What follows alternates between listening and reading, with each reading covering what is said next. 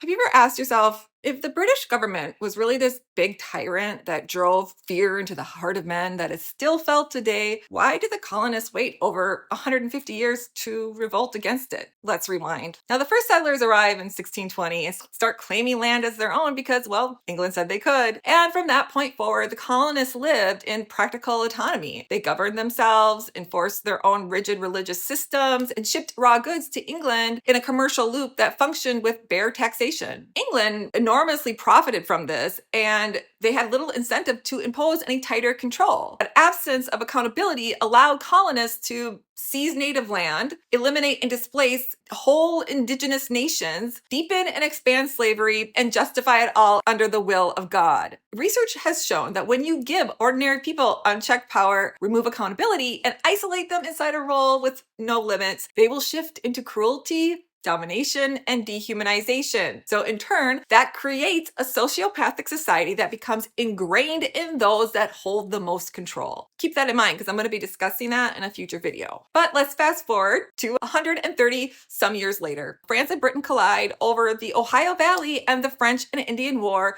begins in 1754 and lasts for the next 9 years. Britain won, but becomes broke because of it. So they turn to the colonies and say, hey, you know what? You guys benefited from the war, so we need you to chip in a little bit and pay us back. And so they imposed the Stamp and Townshend Act. And the taxes were relatively small compared to today's standards. But guess what? They hit the wealthy merchants and the landowners the hardest. And those were the people who had the most control and gotten used to living above the rules. So they refused to pay and spun it into tyranny. Most everyday colonists weren't even affected at first. But because they refused to pay, Britain sends over troops to actually enforce these laws. And the regular people start feeling it. And the elite class says, see what we said? Look at what happens when one homie's in charge. You know, the king, instead of stating the truth, which was actually that Parliament had imposed these taxes. Tyranny's a lot harder to sell when it's actually a group over just one person. And that's how the revolution starts in 1775. Not some pure cry for freedom for the people and liberty, but because the rich class had never been told no, and finally they heard that and they threw a tantrum. And then they went ahead and declared independence in 1776,